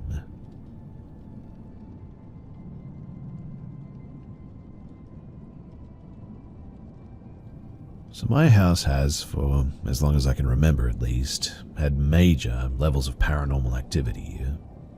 It's an old farmhouse that's been passed through about 4 generations of my family, and there have been plenty of deaths on the property too. It was built around 1880, and while it's not got a particularly bloody past, it definitely has its stories. My grandma died in what would later become my nursery. My great-grandfather fell out of the hayloft back in the 1920s. They found an old unmarked grave left from the Civil War that got left behind in the 70s, etc., etc. Activity is as common as a housefly around here, really. Cabinets and doors open and shut, things get moved, footsteps in the hall when nobody else is home, figures in doorways. We hear a voice in the old grain silo sometimes, which isn't possible because if someone was in there, that they'd suffocate. None of it feels or acts malicious, so I guess we're just used to it, and sort of take it on the chin for the most part. I'm so used to it, in fact, that I completely ignored someone trying to break into my back door last night because I just thought that it was the normal activity. I was in my brother's room, fiddling with his PC for some stuff, and I heard weird knocking sounds from outside the house. Knocking is sort of normal here, but it's usually inside. But in the end, I just went ahead and ignored it. This went on for about 3 to 4 minutes before my dog started growling really loudly. So loudly, in fact, that I could hear him from across the house. He really doesn't growl at anything besides the basement door, so I thought that was a bit weird, and I went to go and calm him down in the living room. I heard the back door in the kitchen shaking and yelled, "Stop it, you're going to break the handle," because that's just the sort of thing that we say when something is getting particularly rough. And maybe 30 seconds later, I hear the door swing open, and without really thinking about it, I yelled, "I'm pretty sure I told you to knock it off." And I didn't realize anything was actually wrong until a voice that I didn't recognize cursed super loud and the door slammed shut. Of course, I immediately ran to see what it was, just in time to see a silver truck peeling out of my driveway. So, yeah, essentially, just a warning not to get too comfortable with your haunted housemates, because it might turn out that it wasn't them after all making the noise.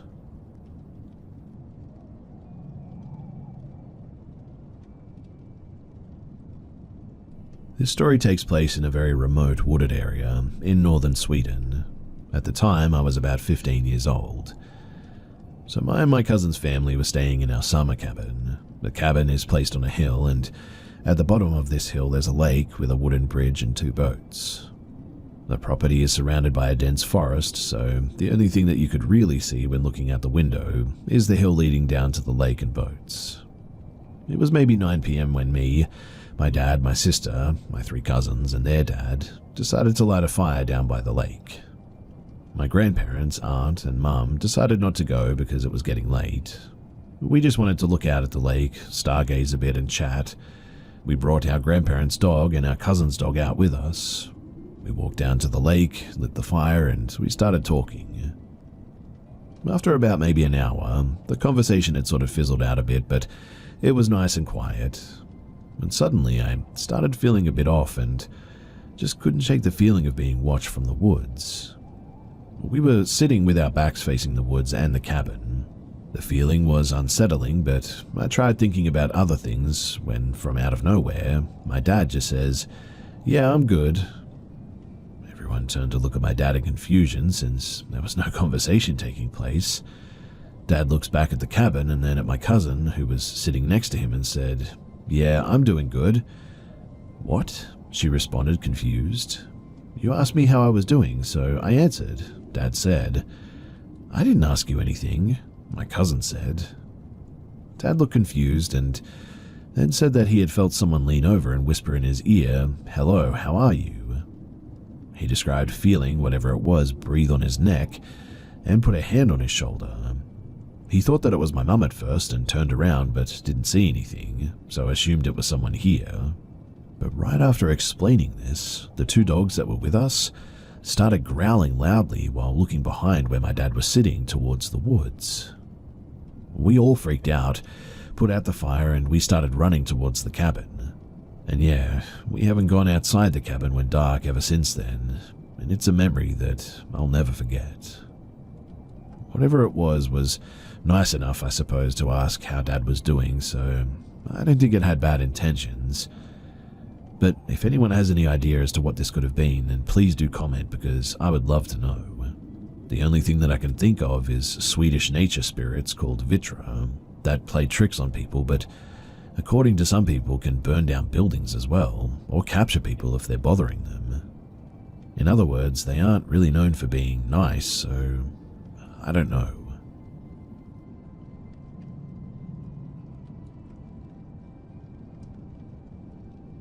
This happened when I was around 15 to 16 years old. My best friend and some of my classmates, they smoked a bit, like 10 to 11 p.m. at night, before my best friend and I split together from the rest of the guys to go and get some munch at a gas station. Behind the gas station, there was a lake with some benches where we chilled with some joints and enjoyed our hamburgers. Then suddenly we saw this guy, or maybe a better word is being, from the other side of the lake, like 500 meters away, pacing back and forth at the shore, kind of staring at us or eyeballing us like we'd kill his mum or something.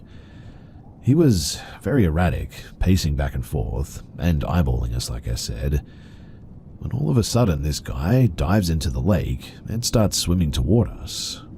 Keep in mind, this is in Norway and it was between November and December and it was absolutely freezing outside, like our fingers hurt from holding the joint sort of cold. While this guy was swimming toward us, we see him doing the butterfly swim method, but this guy is swimming so quickly, like a medium fast-paced jogging speed almost. While we're seeing this guy, we were just sort of WTFing to each other, like, what is this guy doing? And he keeps getting closer and closer. We start to freak out a bit, and he was around 100 meters away when we just ran for our lives, like running as if there was a lunatic out there and we were in danger. And after like 30 to 40 minutes of running, we just split off and we ran home. Now, this story had me thinking for quite some time that, I don't know, maybe we were just high, but We all saw the same thing, which seems very unlikely. My friend and I talked about this today, and it was really so eerie to talk about this with him when everyone else that I talked to, it just sounds like a crazy guy, but we have no idea what it was. I mean, it looked like a person and, well, humanoid at least, but the ability to swim so quickly across 500 meters like that, in like 0 to 3 degrees Celsius water, is just kind of impossible.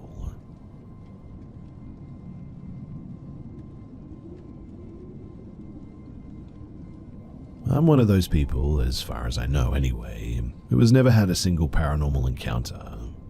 Whenever I tell this story to people, though, they always believe otherwise. So I was very small, definitely not older than 7 years at the max. I was playing in my backyard as usual during the day, and there's this concrete wall that separates our property from my neighbor's, who happens to be my uncle.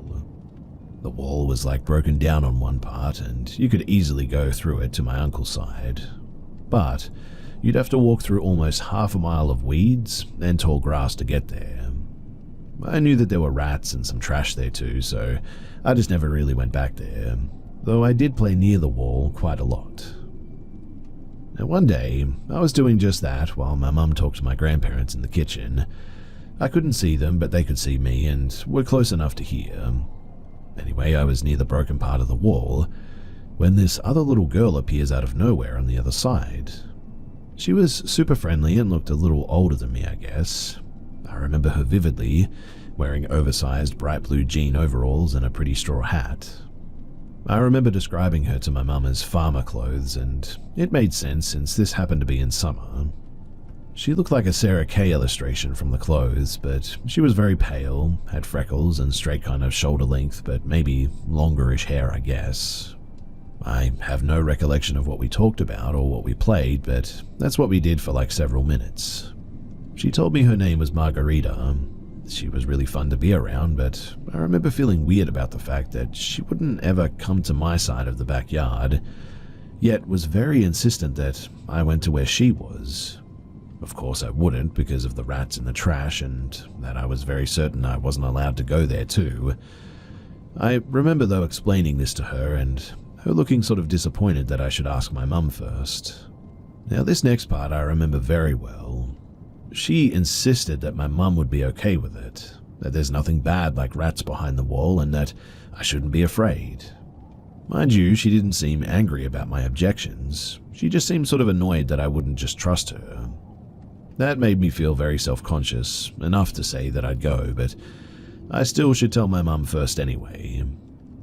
I don't remember her reaction to that, but I thought that she would be happy that I said yes in the end. So I ran back inside and explained to my mum the situation. She's understandably weirded out since that wall is not connected to the street or anything, and the only other girls who would go there beside me didn't fit the description at all. My cousin was 2 years younger and not at all like the girl that I described. The other neighbors were too far away and their kids didn't look anything like that either. But I remember she paused and starts talking in a way kid me is sure that she thinks that I'm playing. But I assure her, slightly offended, that Margarita wasn't imaginary. So we go outside so that we can meet her. I run back outside so I get there first. And the whole thing couldn't have taken any longer than a minute, but I don't see her anymore. Of course, I start calling out to her, thinking that she must be behind the wall, shy maybe. My mum then begins talking like one does to a kid's imaginary friend. She's talking at nothing. I'm annoyed as heck at this point. Even writing this I am, because I know that I didn't make her up. I started looking around for her, but my mum was growing impatient, and she didn't like that I was about to go behind the wall because I'm not allowed to, which annoyed me more because I knew that, but now it looked like I didn't. I expected her to come back the next day, but after that, I never saw Margarita again, which I can see is probably one of the reasons why my mum thought that I made her up. It's more of a grandma name than a kid's, I suppose. Anyway, my mum surely noticed that I was expecting to see her again, so she acted like Margarita was there already. I felt like I had an imaginary friend forced upon me, and I was still sad and angry, and I couldn't prove I was saying the truth, but I guess I was just too little and easy to influence, so I too kind of made myself believe that I had an imaginary friend named Margarita. Just that, now that she was imaginary, she wasn't the girl that I saw, because I did, and instead a big butterfly like that one butterfly Pokemon that I liked. I knew that she was imaginary, unlike the real Margarita that I met that day, and felt a bit silly playing with her, but it also felt nice and comfortable, so I had Margarita, the Pokemon rip-off butterfly, in my mind for a couple of years. But I never did forget about the real one and the feelings of my mum not believing me again. Every time I told this story, it was around the topic of my mum not believing me, but everyone always acted spooked by it. Over the years, I started to feel a bit spooked myself too, I'll admit. But who knows? Maybe I'm still too easy to influence, and I just don't know if it was real or not.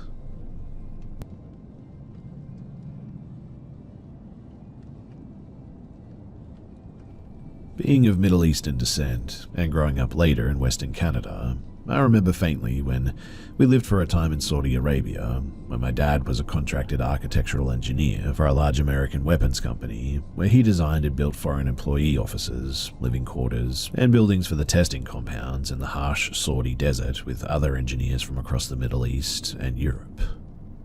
The company that he worked for was none other than Raytheon, a well-known merchant of death that had dealings with the emirs of the land, who were swimming in black oil and luxury, and were the de facto government at the time. I remember meeting some of them too, who were rather pleasant and came with toys and candies for me and my siblings whenever they would come to our house to socialize and make their plans with my father. Little did I know, my father would tell me years later, in the comfort of our Vancouver apartment of course, that these men in their immaculate one-piece suits were quite ruthless businessmen with killers and spies in their employ. We had hosted men who were cousins, uncles, and brothers to the Saudi royals. They had toppled governments and raised up armies and militias and even terrorist groups all across the Middle East and Africa. My dad had one colleague that could build a bomb from common items in your fridge and under your sink that could level a building, and that he learned this from intelligence agencies that will remain unnamed. I was about 6 years old when we left for Canada in the early 90s, but I remember our time there, an old brick bungalow house we had lived in, a large accommodation with a sandy yard. It was a sparse neighborhood. There were other houses, but not close enough to be in each other's business or hear your neighbors' noises. Most of the people living in this area were in the employ of the royal family in some capacity. They were well off, educated, and well connected. There were several empty houses around as well that I would sometimes roam around and explore, if I found the opportunity to escape the confines of our home, that is. Now, I had heard of the jinn early on from my mother as warnings against bad behavior, or when she wanted to scare me with images of beastly ghouls. She would say that they appeared in many forms as shadows, humanoid chimera-like beings with hooved feet and tails, as transparent ghosts, or as invisible unseen forces even. She said that they could also appear as humans and that they were great mimics. They could lure you into places with the voices of people that you knew. She would also say that they liked waiting until you slept, as they could enter your dreams for unknown reasons. Many times she would also ascribe any possibly paranormal or odd goings-on to the jinn. For example, if one heard unexplained noises from an empty room, or even if objects were lost, thoroughly looked for, and later found in area searched several times, well, that was them, playing their tricks. She would often say a prayer against them and or curse them either in the singular, shaitan, or in the plural, shaitan. My mother would alert me against going to the abandoned or empty houses, for she warned me that these are the places that the jinn would occupy, waiting for wayward souls to attach to and torture. My father, being a rather pragmatic man, told me to never mind her stories, to just go and explore, but to be careful of strangers and not to be gone for too long. Now, she told me that once, when I was 3 years old, I was sleeping in my room at night, and she had cause to check up on me after being washed over with a foreboding feeling, a creepy sensation that she needed to see that I was okay. Upon entering my room, she said that there was a black shadow in the corner near my bed, that she saw it clearly for a split second, and not only saw but also felt, and she flipped the light switch on, and it just dematerialized instantly. Being scared for her child, she spent several nights in my room with me before she brought a holy man to cleanse the space and say some prayers, after which she said that there were not any more occurrences of shadows looming over her children, and she seemed satisfied with that. I don't recall ever seeing any moving shadows or ghouls in that part of my life, but there was something later, in my late teens, several occurrences of, well, what I can term as shadow people appearing.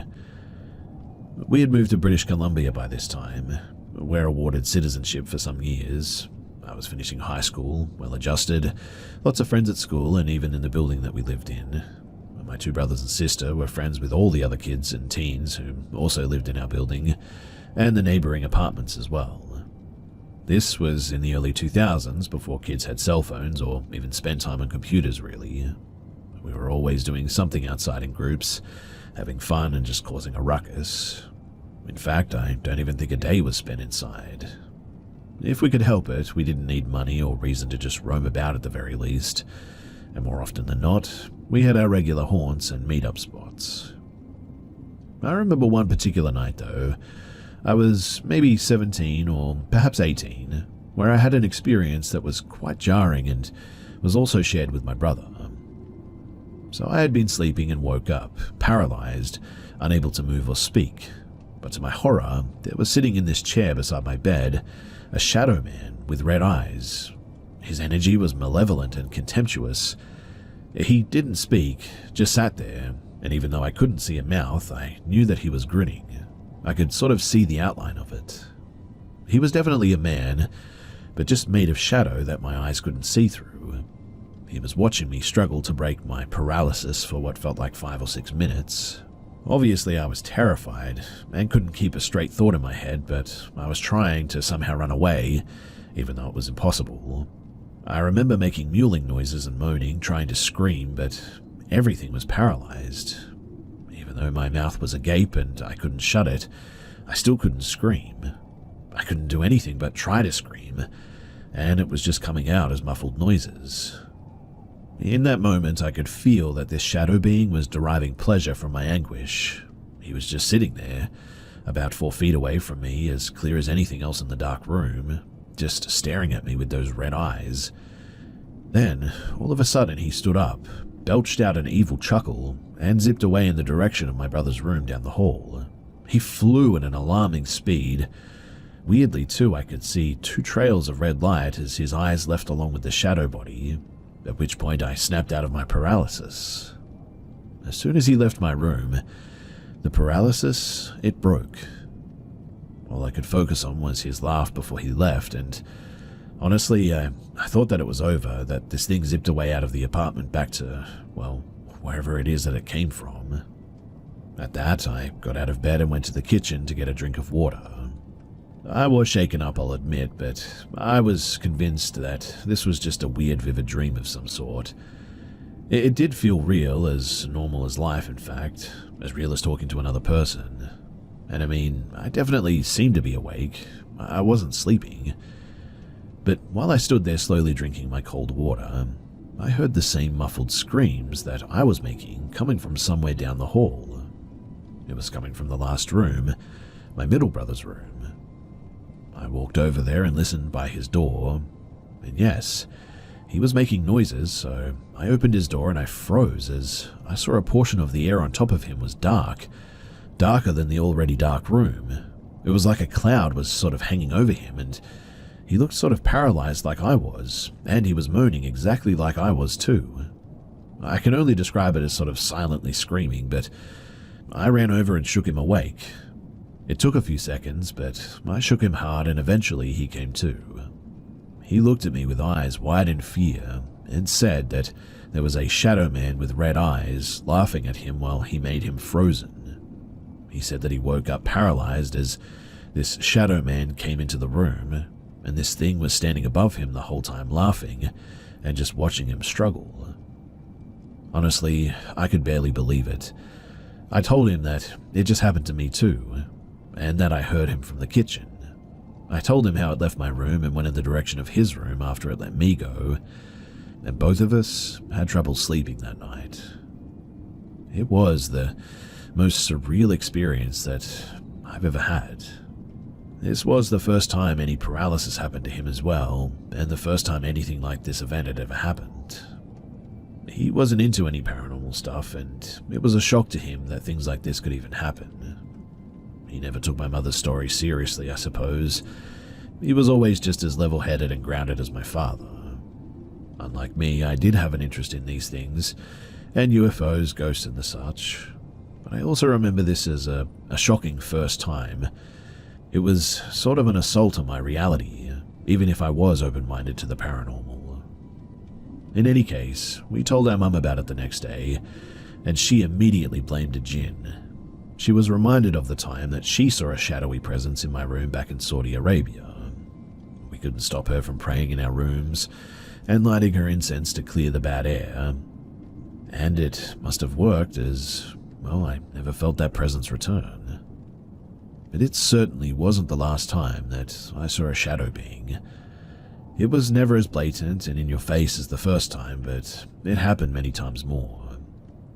I've told this story to many people and shared it online even, and have never heard of a case where the shadow being attacked two people consecutively. So, was this just a case of sleep paralysis hallucinations? But how did me and my brother share this delusion if that's truly what it was? To this day, we still talk about it.